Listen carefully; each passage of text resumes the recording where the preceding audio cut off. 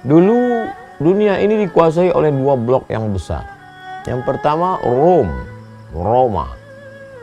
Makanya dalam Al-Quran ada satu surah Rom. Yang kedua Ghulibatur Rom. Bangsa Roma pernah dikalahkan. Siapa yang mengalahkan Roma? Itulah dia Faris, Persia. Blok barat Roma, blok timur Persia. Raja-raja Persia terkenal dengan ganas, kejam, dan ketika itu terjadilah sebuah eksiden. Seorang tukang masak menjatuhkan setetes makanan di atas meja tuan raja dengan istana kemegahan dan kemewahan.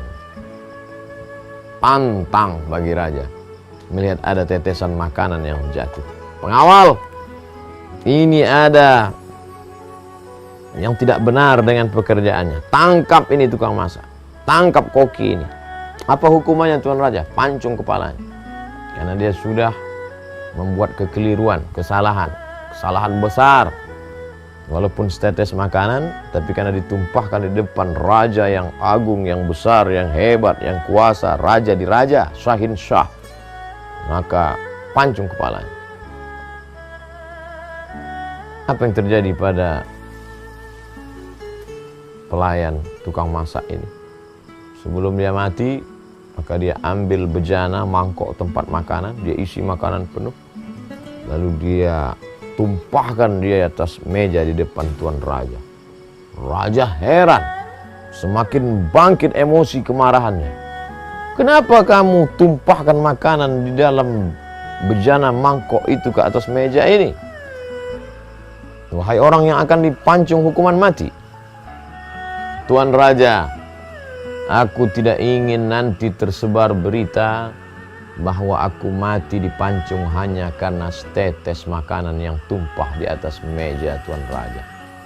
Lalu, aku ingin agar orang tahu aku dipancung karena menumpahkan makanan satu bejana, satu baskom besar. Lama tuan raja Persia berpikir, oh begitu mulia akhlak budi pekertimu, kau selamatkan nama baikku, sehingga aku tidak tertulis dalam sejarah sebagai orang yang amat sangat beringas, brutal dan kejam, membunuh tukang masak koki hanya setetes makanan. Oleh sebab itu aku berikan engkau ampunan, dan wahai pengawal, lepaskan dia, berikan dia segala hadiah-hadiah, karena dia sudah menjaga nama baik tuan raja. Betapa akhlak sopan santun budi pekerti menyelamatkan diri, jiwa dan raga.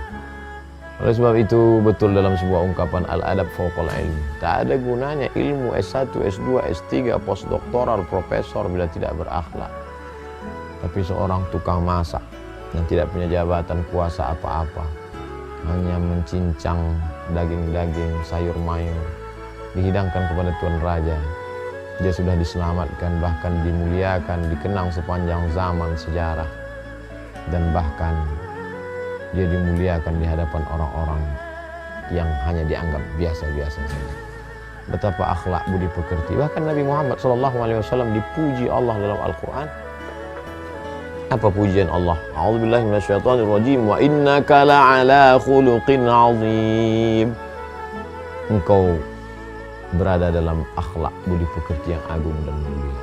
Itu pula jawaban Sayyidatuna Aisyah radhiyallahu anha ketika ditanya, bagaimana akhlak budi pekerti Nabi Muhammad SAW? Kana khuluquhul Quran.